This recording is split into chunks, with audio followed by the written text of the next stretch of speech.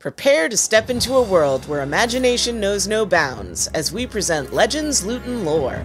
Join your hosts, Andrew and Joe, the dice-rolling dynamic duo who will guide you every step of the way into the realm of Dungeons & Dragons. From crafting narratives to character creation, this podcast is your gateway to becoming the hero of your own story. Whether you're a new adventurer or a seasoned traveler seeking new insights, Legends, Loot, and Lore has something for everyone. After the episode, visit our website at www.legendslootandlore.com for even more resources and exclusive content. And if you're as passionate about this adventure as we are, help support our quest at legendslootandlore.supercast.com. Embark on this odyssey with us and let the echoes of ancient tales guide you toward a destiny filled with limitless possibilities. Roll for initiative, because your adventure begins now.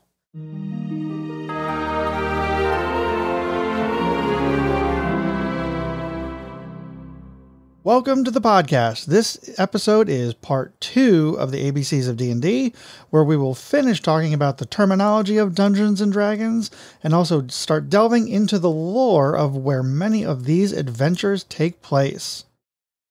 Let's talk about now our spellcasters and what that means. So the spellcasters are, they fall into a couple of different groupings, but the basic concept is you have different types of spells, and there's 7 different types of spells. We're not going to get into them here, but there are different types of spells that generally do different types of magic.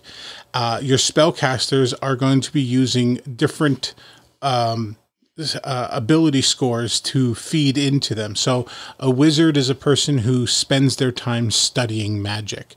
So their spellcasting is based upon their ability to learn and to grow, and that means their intelligence tends to be have to be a higher stat. The warlock or the paladin, their spells come from their connection to a greater being, and that is based upon their charisma. So that charisma stat will be based upon how powerful that their stats are, their spells are. But we'll get into that when we get into actual character creation. There are several different types of spells that you can use, and there are 2 general categories. One they're just called spells, and they use spell slots. The other ones are cantrip. But Andrew, the spell slots now, tell us how they work. I'm trying to figure out the best way to describe the spell slots. The official, if you want to talk about the official definition, it's the resources that you use to cast spells. And the higher the spell slot, the more power. Right. Well, yeah. Well, I mean, there's spell levels and spell slots. Yeah. So spell slots are how often you can cast a spell, I guess you would say. Right. And then each spell level that you have has a certain number of slots, but you have to level up. You have to be a higher level character to access the higher level spells. Right, exactly. So if you're starting out and you have a level 1 character, you're going to have, you will have cantrips, which we'll talk about, but you will have a couple level 1, maybe probably like 3 or 4. Yeah, typically about 3 to start off with. 3 to start off with as a level 1 character. So that means you can cast level 1 spells 3 times.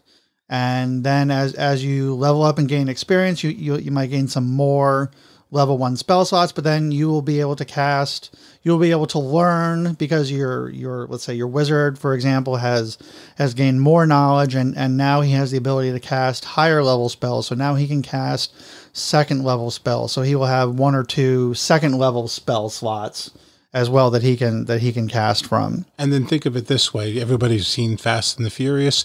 When you push that nitrous oxide button on the steering wheel, the car gets that huge boost and goes really fast briefly.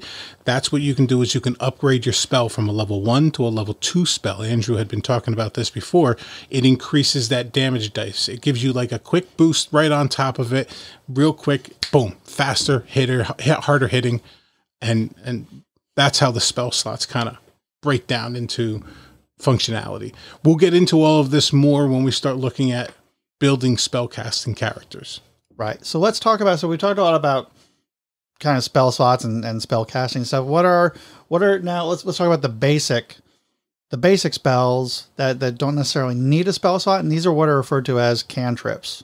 So if the spell slot is something that is going to take what you would play in an RPG, would take your mana points, your MP, the cantrip is something that you have learned so well and by rote that you don't have to actually spend any magic points on it.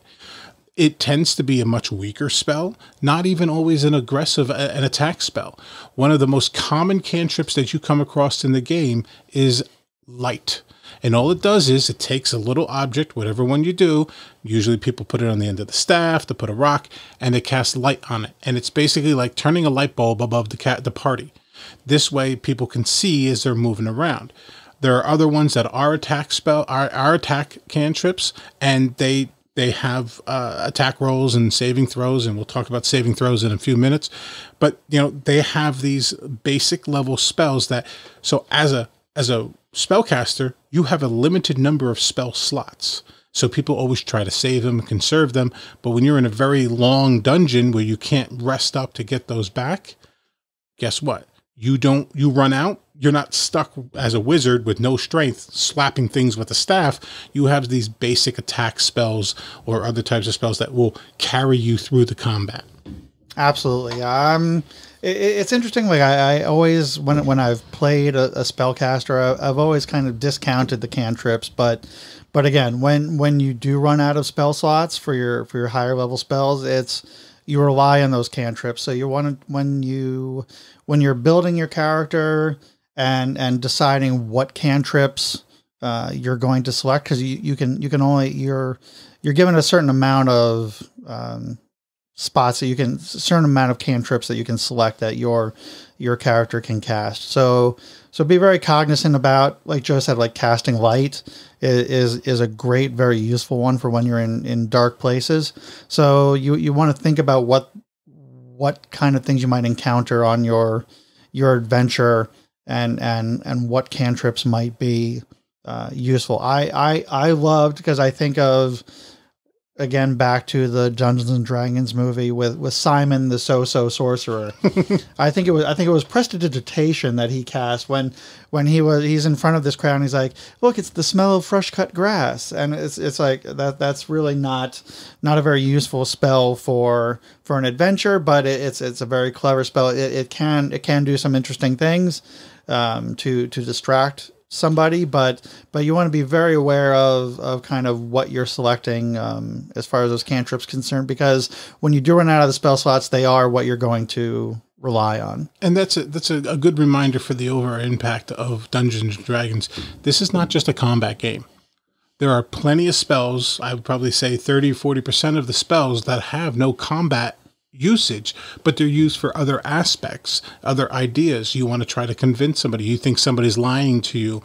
You can cast a spell called Zone of Truth, which will encourage them to tell you the truth. Taking combat spells all the time is fine, but remember that this game is more than just combat. So always consider the idea of what you want to do and how you want to use it. So when you're picking your spells, there's more. It's not a two-dimensional game of just combat. It's all these other things. Absolutely. I mean, it's not a cantrip, but I loved when I used invisibility. Oh yeah. In a recent encounter. I'm not going to go into all that right now, but it was I used it to sow some mayhem between people that were trying to attack us, and kind of using that to throw my voice sort of by. And it was only successful because he rolled a 20. Hey, I will say it was one of the great times when I did roll a 20 and it worked. So that's one of the fun things when you come up with something clever, you have to roll against it, and sometimes you're successful and sometimes you're not. So that was one of the times when I was successful. I'll bring up one other time. So there is a spell called Maximilian's Earthen Grasp. Oh, that was epic. That was great. So one of our was he Was he bewitched, or what would you? How would you describe the other character? What happened to him? So the character was being possessed by a Ah, backpack yes. of a dead adventurer, and somebody they found out that it was possessed, and one of the other people threw the backpack off of a cliff. This character went after it, and Andrew. Yeah, so this character goes running after the backpack off the cliff. I cast Maximilian's Earthen Grasp, which basically creates, if you've seen the D&D movie, he uses it in the movie, a hand-shaped piece of earth comes out of the ground, and this grabbed the character as he was jumping off the cliff and pulled him back to keep him from jumping to his certain demise by chasing after this backpack. And I was amazed that it worked. It was like I had no idea what I was going to do with this spell when I first learned it from my character, but it certainly came in handy when this character tried to jump off a cliff, and I was able to rescue him. So that was so much fun. And that's what I enjoy so much about the game is you never know when you're going to need this spell or how it or a weapon or how something's going to play into it, but it's a lot of fun. It was an epic moment, and you come across those. You play the game enough, you come across the moments that are just story worthy to tell the story over and over again because it never dies. Absolutely, that's one of the fun things. All right, so we're going to talk now about one of my probably least favorite things, and what is called a saving throw. Now, these are based on your ability scores, your strength, dexterity, constitution, intelligence, wisdom, and charisma. You can make a saving throw against one of those abilities. So, for example, if you are maybe if you're walking through the dungeon and you fall into a trap, or a trap is set, and the DM wants to determine whether or not you've fallen into that trap or you get hurt by that trap. For something like, he will say, make a dexterity saving throw. And so you will see something on what's called your character sheet, which is what keeps track of all your stats and spells, etc. You will see what are called saving throws. So you can make a saving throw to see if you survive, or it could be a lot of spells. Yep. A lot of spells require saving throws. So instead of an attack roll against your AC, the spell will require you to make a saving throw to see whether or not you are impacted by the damage of that spell. And sometimes, no matter what, you may be impacted by the spell, but it may be half damage. So as long as you succeed on the saving throw, so spells will have, let's say, like a save, let's say like a 15. So you have to, as the PC, as the player character, have to roll 15 or higher to avoid the effects of a particular spell. So depending on how you roll determines how you are affected by a spell, by a trap, by something like that. And as long as you roll well, you will not be, or you'll reduce the effects of that particular spell or that particular trap or whatever it might be. So that's you'll see a lot of those saving throws. And your ability score, like we talked about when we talked about the ability scores a while back when we first introduced them, the ability score gives you a modifier to your ability there. So when you roll that 20-sided dice, it's not just a flat roll. If you're doing a dexterity saving throw, you have to look up what the modifier is for your current ability score, and then you get to add that to your dice roll. That works out very similarly to skill checks. Now, a skill check is you trying to perform a very specific type of task that the dungeon master, the DM, has decided this is not something every single person would be able to do, so now you need to roll for this. Now, an example of this would be when you go up and try to pet a dog or another animal, that's not really something you need to do a skill check for. That's something everybody can do. But if you have a rabid dog or a wolf who's been tied to a chain and you want to try to calm that animal down, you do something called an animal handling check. And then you would have that, you would roll that dice and add a modifier based upon your wisdom modifier, meaning how well your wisdom is your knowledge of animals in general. And you would add that modifier to your roll. And if you rolled high enough, the dungeon master would either have a number from the adventure, or would make one up based upon how difficult the task would be. And if you roll high enough to do that, you succeed on that ability check. Now, there is a slew of ability checks, and we're not going to go through all of them. They're known as skills, but some of the bigger ones are animal handling, perception, which is basically your ability to kind of perceive different things around. It's kind of like noticing little details without doing a thorough investigation of them, something you just kind of pick up off the top of your head. Then there is an actual investigation one where you go around looking for different aspects.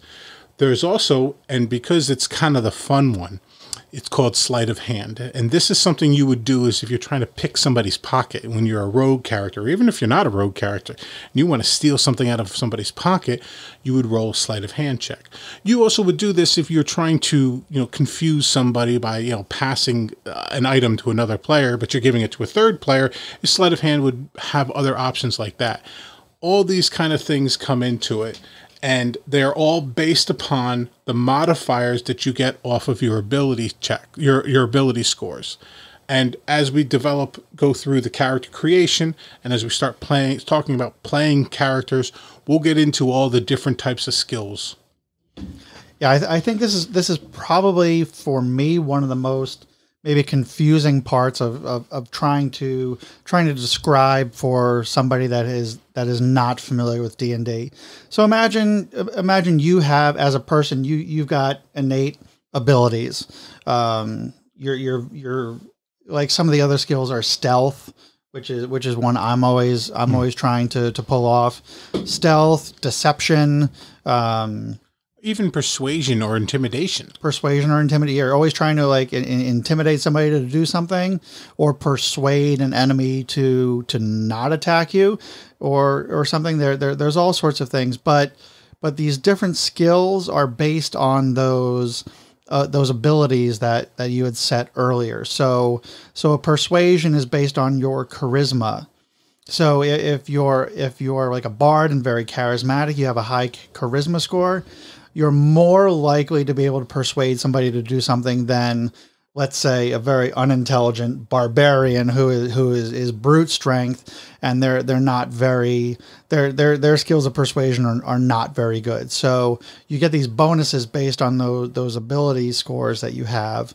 So if you are a bard, you're more likely to be more persuasive. Again, and then other things affect these skills. Right. If you have a big heavy suit of armor, you might have what's called disadvantage on a stealth score, which means we'll get into that. But it's you roll the d20 twice and take the lower of the two scores. So you're at disadvantage because that armor makes a lot of noise.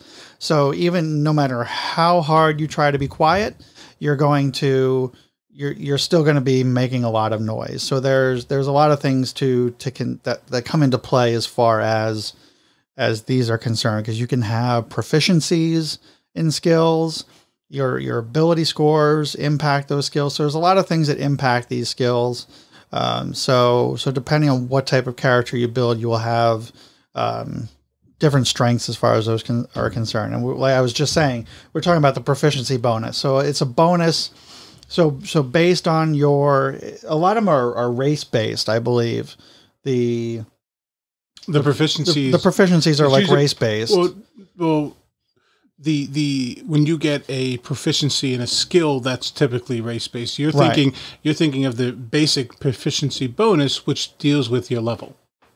Yeah, well, yeah. So there's a proficiency bonus, which is a bonus, as it says, a bonus added to certain rolls and checks for skilled characters. So as you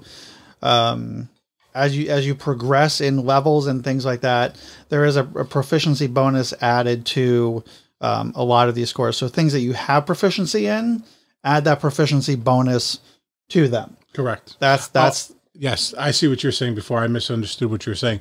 as a certain race, you will get proficiency in certain skills.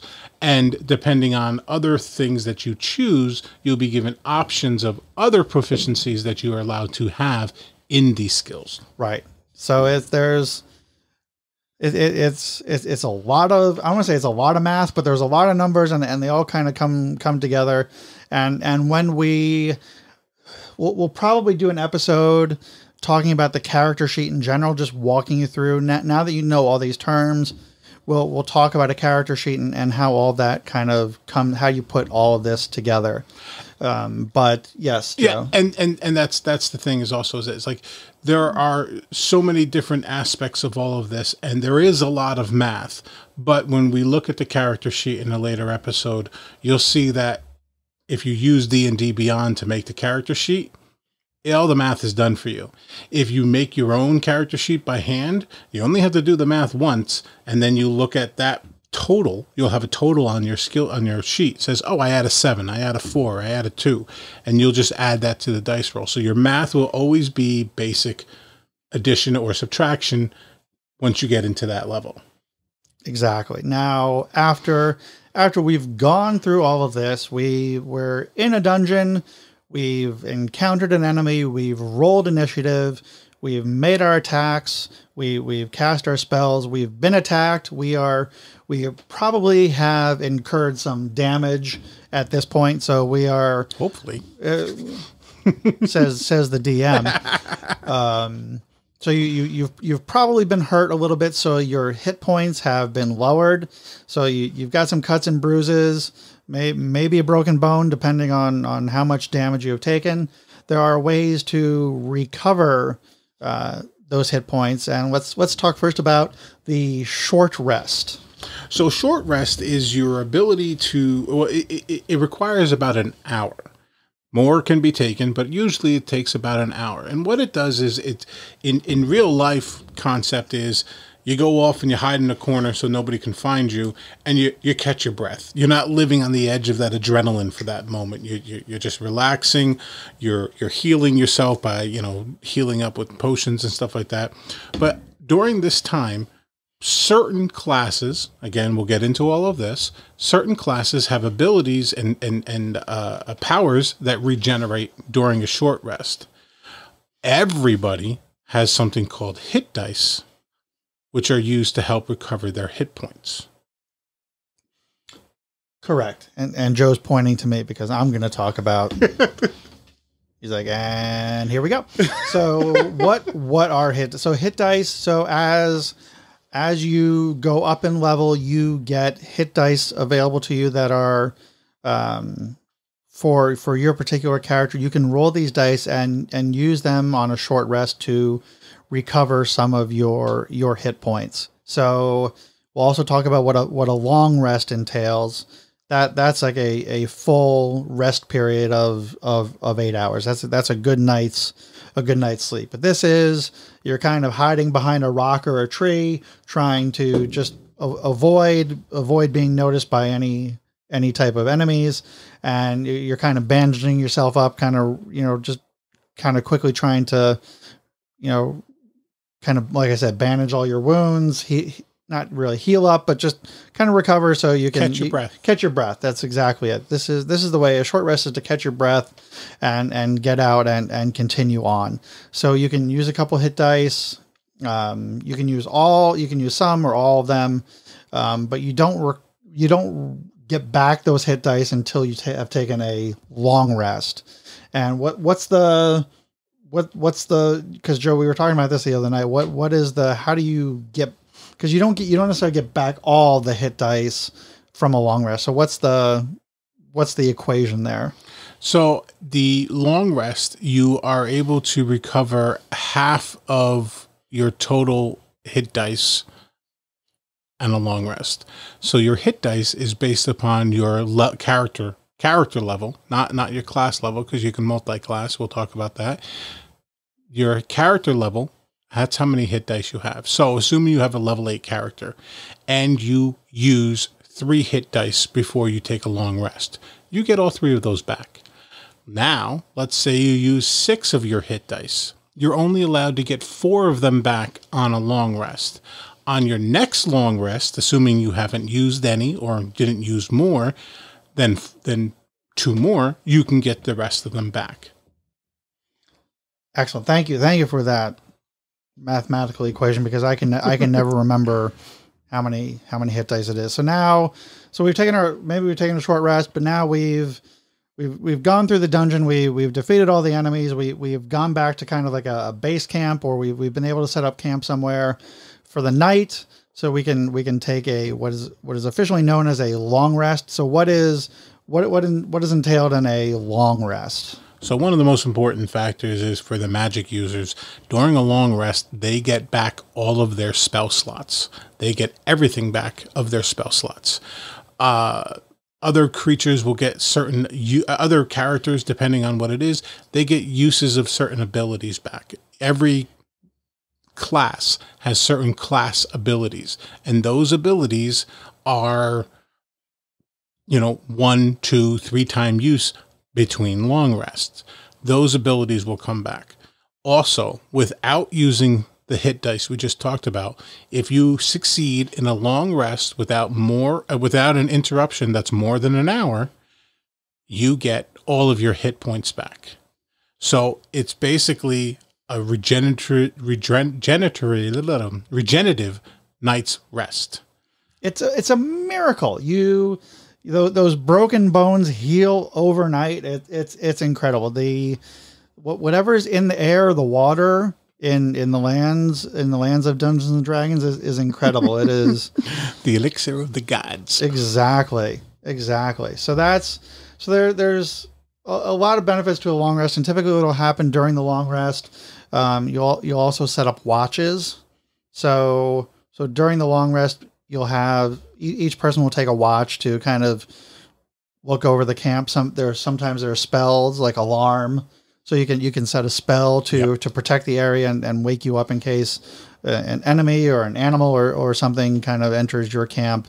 But you'll typically set up watches as well over the long rest to make sure that nothing happens. So that is a long rest. One of the things that as you go on through your adventure, you typically start out an adventure as a level 1 character, and there are really 2 ways to level up in D&D. There are what are known as milestones. So maybe you've defeated a big bad, and you've defeated them. So as you gain more experience interacting with people, completing missions, defeating enemies, you may level up that way. The other way is through what are called experience points, or XP. So based on, and if you look in, like, let's say the Dungeon Master's Guide, certain enemies for defeating them are worth a certain amount of experience points. So as the more guys you defeat, the more experience points you get, the faster you level up. So it depends on how your DM has set up the campaign. Is it going to be a milestone based leveling up, or is it going to be an XP based level up? There's differences. So it depends on from game to game how that's done. But typically if you're leveling up based on XP, it really depends on how many kind of people you're defeating. As you defeat them, you gain experience from those and get to level up. Yeah. So yeah, obviously, just like, yeah. I mean, the thing is, he's explaining it, and he kind of looks over at me, and I'm like, well, yeah, you nailed it. There's really not much else to do. You do as much as you can, you fight as often as you can, and you try to do all the side quests that you might hear the DM mention to get additional XP. The milestone is a lot easier. Nobody has to keep track of their XP. Everybody levels up at the same time. Occasionally, somebody's not there in the night, then you have to decide. They didn't partake of the night, so technically their character didn't partake in the battle. Do we give them the experience points for this or not? So that's a question to be answered between you and your DM. The milestone makes it easier, cleaner, but the experience points adds a little bit of more flair to it, I think. I think it's a little more like personality to it. Yeah, because we've played it both ways. We've played We played some campaigns that are experience points based, and what's if you have a party that likes to kill things, they're all about the experience points, because they will just kill anything and everything in their path to get more experience points and level up. So it depends on kind of the party and what they're like sometimes, but I personally prefer the milestones, because I think it's focused less on the battle than trying to gain the experience points, and you can focus more on the role play and the actual storyline of how you progress through the adventure. And as a DM, I tend to prefer that as well, because each player is responsible for their own character's experience points. But after the battle, they're like, well, how much experience points was that? And you have to pre-calculate, okay, this guy, they had 6 of this monster, and those are worth this much. And then you have to like, all right, how many people were actually here tonight? Okay, we only had 4 instead of 5. All right, we divide by 4. It's one less step for everybody to have to do the math. Though, like I said, it does provide a little bit of flair and character to the idea. And there's that, hey, I'm achieving, because you can watch the number crawl up until you hit that point. When you're doing milestone, you just wait until the DM says, yeah, hey, you leveled up now. It's a little more boring, stagnant, but I think it's easier for most people that way. Definitely easier. And it's one of the, if you're using D&D Beyond, and we'll provide the link in the show notes for that. If you're using D&D Beyond to create your character, I think one of the first things it asks you, is it milestone based or XP based? So you can always change it after the fact, but it's going to be one of the first questions. So it's a good thing for us to talk about. So if you're building a character for a specific campaign, make sure you understand from your DM how they're going to level up your characters. Is it going to be milestone based or XP based? So you can kind of set that right at the beginning and work your character from there. Yeah.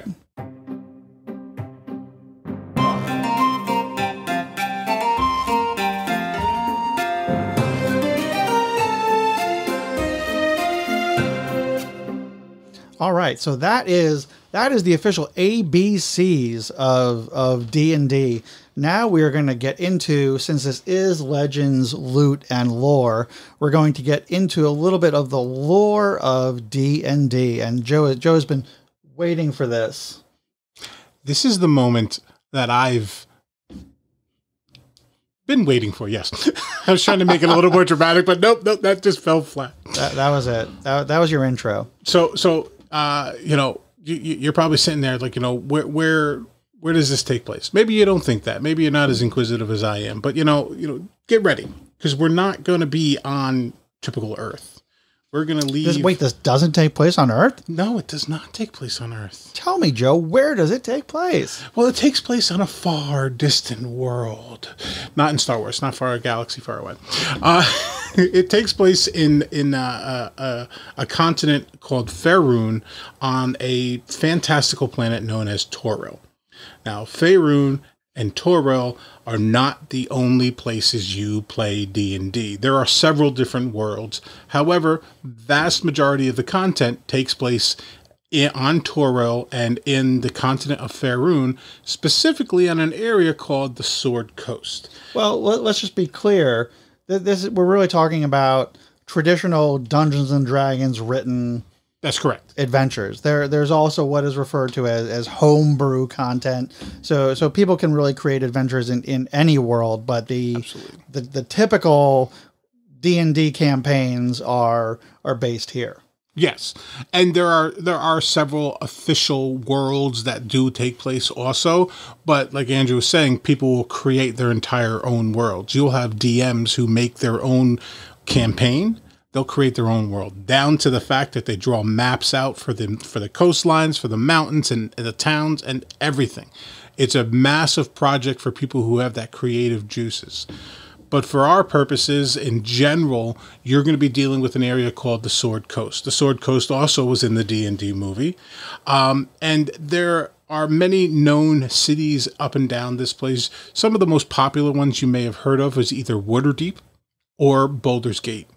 Waterdeep has a lot of intrigue. There's a lot of change, shadows and deals going on in Waterdeep. It's one of the more populous cities in Faerun on the Sword Coast.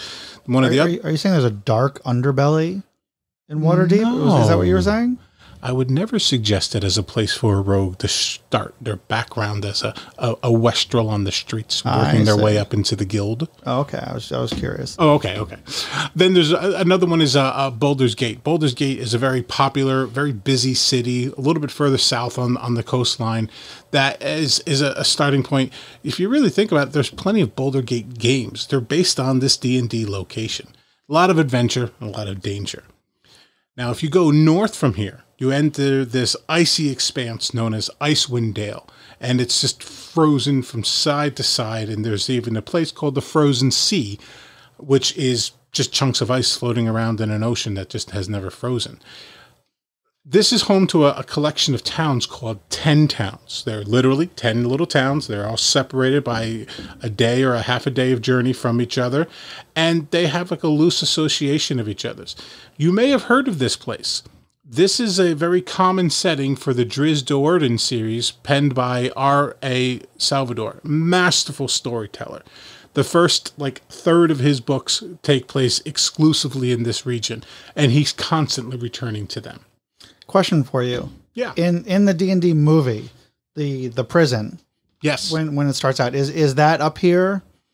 That is up in the icy Icewind Dale. Yes, it is. Okay, Yes. I couldn't remember, so thank you. So if you're watching the D&D movie and that whole prison, what is the prison complex called again? I can never remember. Is it Realms something? We're gonna have to look that one up. I can't remember, but yeah. So that whole prison area is, when they first start out in the movie, is up in Icewind Dale. Yes, and that prison location is, if you follow any of D&D recent stories, they recently released a book about heists, and one of the heists has to do with that particular prison, where you break a character out of you break an NPC out of the prison there. So, and there's an entire adventure that takes place only in Icewind Dale, and it's a massively expansive adventure with all the details you need about each city, each town. And what's it called, Joe? The Rime of the Frost Maiden. Ooh. Yes. It's fun. We actually played that. Yeah, we went about halfway through it, and then we were kind of like, we need to switch off to something else, and then we had party issues, and then we switched to a new adventure, and then we might go back to it, but I think everybody was kind of burnt out. It was a very long adventure. It was a very long adventure. I mean, there's 10 towns to explore, so there's a lot. There's a lot going on to it, and that's the thing. So not I don't want to veer too far off the lore at the moment, but excuse me. I know this is Joe's favorite part. But you can adventures. So there are what are referred to as one shots, which are very short, intended to be kind of one day, kind of one time adventures. Yep. That could go over a couple days, but adventures could last one session. Adventures could last months, years, depending on how it goes. So it's probably one of the things you would want to ask a DM, like how long do you anticipate a campaign going on? Because they could go on for quite some time, or they could be relatively short. Like my wife, she let's not get into that. She tried to be a DM for a little bit, and was not prepared for how complex the campaign was. So she no longer participates in DM in Dungeons and Dragons campaigns. Yeah, so she will she'll participate in a one shot, which is just a one-off adventure that we do for like special occasions. We've done holiday themed ones, Halloween. We've done all sorts of different one shots, and she'll participate in those. But I think my favorite was the Home Alone series. Do we really want to go into that for beginners? No, not right now. So it was interesting. it's an important question to be asking your DM as well, is how long are you going to be playing per session? So a lot of these things will say, you know, you'll read people online, they'll say, oh, this is a good adventure for 6 to 12 months, you know, yada, yada. It all depends on how long you play. We typically get together once a week per campaign, and we play for about 2 hours plus or minus. There are people who play this game for 6, 7, 8 hours on a weekend, and they will go through a campaign and a storyline much faster than anybody else does because they have time availability. Our group, we've agreed that, you know, this 2-hour time span from about 8 p.m. to 10 p.m. works out the best for everybody. It means that we stop a lot. It means that we're in the middle of stuff and it's like, you know what, it's 10:30. We're not going to get into anything deeper, but it works for us and it stretches out the adventure. So it works. Yeah, I would say don't be intimidated by the people that talk about these long marathon sessions of D&D. What I would highly recommend is going onto a place like Facebook, because there are a lot of D&D communities on Facebook, always looking for players. So you can typically find something that suits your schedule. So we play on Monday nights from 8 to 10, give or take. So, you know, some will play on a Saturday for many hours. So it all depends on your level of commitment and what fits into your schedule. But there's always groups of differing abilities and differing times. So probably one of my best resources would be either Reddit. There's a great D&D community on Reddit. Facebook has a ton of communities. You know, we're based in New Jersey. There's several New Jersey based D&D groups on Facebook. So find your community, find somebody that's looking for like a beginning player and kind of ease into it and go from there. Yeah, exactly. And it's just a conversation to have. Don't be, you know, you look at these videos of Critical Role and they play for 4 or 5 hours at a time. Well, also remember the camera is not active on them. So they look like they're sitting there for 4.5 hours, 5 hours. But when the camera is not focused on them, they're getting up, they're stretching, they're doing these things. Don't think you got to sit down for a 5-hour session. Work it out with the party that you're going to play with and you settle it into a comfortable time frame. Yes. So sorry to deviate from it. Can I go back to my lore now, please? Please go back. Let me get back to my lore here. I'm dying here. I know. Go right ahead. So anyway, we're talking about Faerun. We're talking about the Sword Coast, and we talked about Icewind Dale. So Faerun is actually a word derived from the magical realm of fairies, where the ancient elves were once roamed. That's not necessarily where this is, but that's basically where the name comes from. There are multiple, diverse tapestry of different races here, and we're going to get into all of them at some point or another in this podcast. But the 3 most important ones, the 3 most prevalent, let's say, are humans, elves, and dwarves. Now, your humans are your basic resilient. They tend to form bigger and larger communities than everybody else. They tend to be about average in everything that they do, which gives them the ability to excel at different things at different times.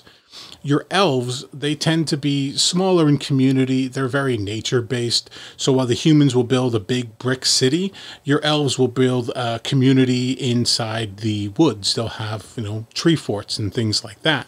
They will also build cities at certain times, but theirs are much more in tune with the nature around them. Elves tend to have racial qualities that make them more advantageous for dexterity-based items and weapons. So they are kind of not pigeonholed, but they tend to go this way.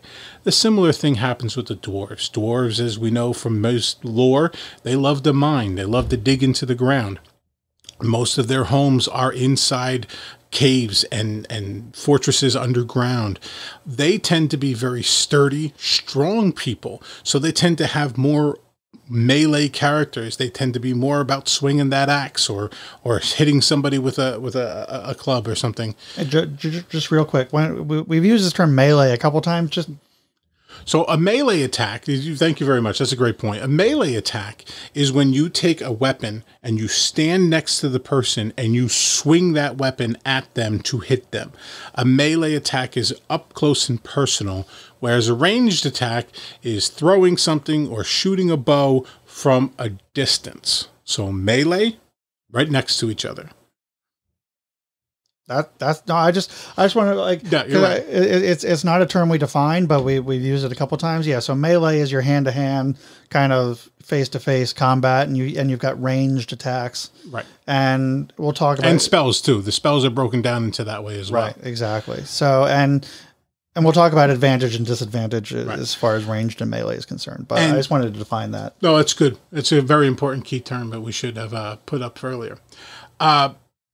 The dwarves, again, just to wrap them up, they tend to make also really good weapons. They're forgers, like every piece of lore about dwarves typically says. So they tend to be hardier folk. They tend to be a little bit stronger. Their hit points are going to be a little bit higher. So that's why I was saying the humans, they're kind of average. You can do anything with a human. The elves, they lean this way. The dwarves, they lean this way. That doesn't mean you have to sit in that quote-unquote pigeonhole. You can make an elf and make them as strong as you possibly can and make them a regular old fighter. You can make them have a sword and have them run into an attack. You can make a dwarf sit back and cast spells from the back range. Just because it's not typical doesn't mean you can't do it. And that's another thing that comes back to this game is that anybody can play it and anybody can be anything. You're absolutely right. I love making characters that are not typical. Like I don't like making a typical character. So, we've got some players like one loves to be a barbarian, and that's fantastic. He's an expert barbarian for sure. I just like to make random characters. My latest character is a half vampire character. I've played a feline, or what's called a tabaxi, monk. What else has there? Well, you started off as that wizard in the beginning. I was a wizard at the beginning. Absolutely. That was a human. That was a human wizard. Fiang was a human. Fiang was a human. Okay, so there's all sorts of random characters that you can create. All sorts of different races. So beyond just these basic races, you can. Faerun is filled with countless other races, and we'll talk about them in detail as we get into it. But there are also the dark races, like the Duergard, which are dark dwarves, and then there are drow, which are dark elves, and there are goblins, and there are bugbears, and most of these have stat classes. You can make a character like them. And my wife's favorite, the owl bear. Oh my goodness, she loves the owl bear. The owl bear, and they all have things that you can make stat classes about them. So the idea being is you literally can be anything, even one of the monsters that you typically fight. Most of them have some type of stat block that you can use. Was it Mines of Phandelver? What was the monster that we befriended? That really one of our other players befriended. The Nothik. The Nothik, yes. Yes. So go ahead. So the Nothik is not a character. It's a monster that would speak to you in like weird whispers, and it was subsisting off of killing members of a gang that had taken over this keep, and when the party ran into it, they got the great idea. They went back to the room where they killed like 3 or 4 of this gang and dragged it out to the Nothik and said, "Here, look, food," and they became friends with it. So it's for the party. It's about doing whatever you possibly can to derail the DM's plans and come up with something creative. The DM. Their kind of stereotypical role, their love is to try to kill the party. So they will do whatever they can to kill the party, and your job is to thwart their plans at every turn. So that's the unwritten basics of Dungeons and Dragons. Absolutely. And you couldn't see it, but I had this huge grin when he said kill the party. Yeah, that's what we do. Yeah.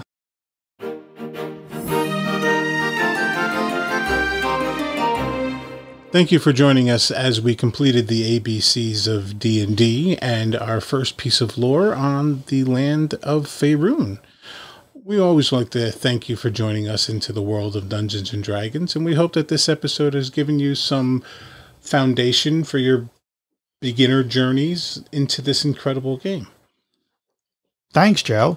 I'm super excited. This is episode 2 now, so continue to listen along. We're going to talk about things, but we're going to dive into character creation and all these different terms that we've talked about. We're going to put that all together into creating our first character, and that's going to be a lot of fun.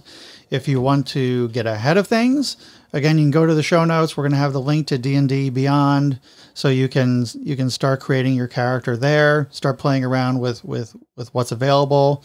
And again, if you have questions, email us at podcast@legendslootandlore.com and let us know what questions you have, and we're happy to answer those in future episodes. Thanks for watching. Thanks for listening. Whatever. Watching. Well, that's a future episode if we ever get to the point that people actually want to see us. No, they don't want to do that. No. You guys are much better off with our voices. Strictly podcast. Thank you very much, everybody. Thanks for listening.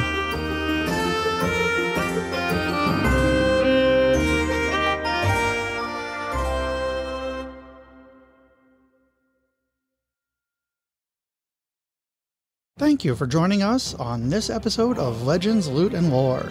We hope you've enjoyed immersing yourself in the realms of legends, uncovering hidden loot, and delving into captivating lore. But the journey doesn't end here. For exclusive content, behind-the-scenes insights, and access to our community, visit legendslootandlore.supercast.com. There you'll be able to support the podcast, where you can join our Discord server for lively discussions and subscriber-only content, and connect with fellow enthusiasts. Stay connected with us on Instagram and Facebook at Legends, Loot, and Lore to continue on the quest. By following our social media channels, you'll be the first to know about upcoming episodes, bonus content, and exciting announcements. If you've enjoyed your time with us, we kindly ask you to rate and subscribe to this podcast. Your support means the world to us and helps us continue producing captivating episodes and embarking on new quests. Thank you for being a part of our journey. We're thrilled to have you by our side as we unravel the legends, uncover the loot, and delve deeper into the lore. Until next time.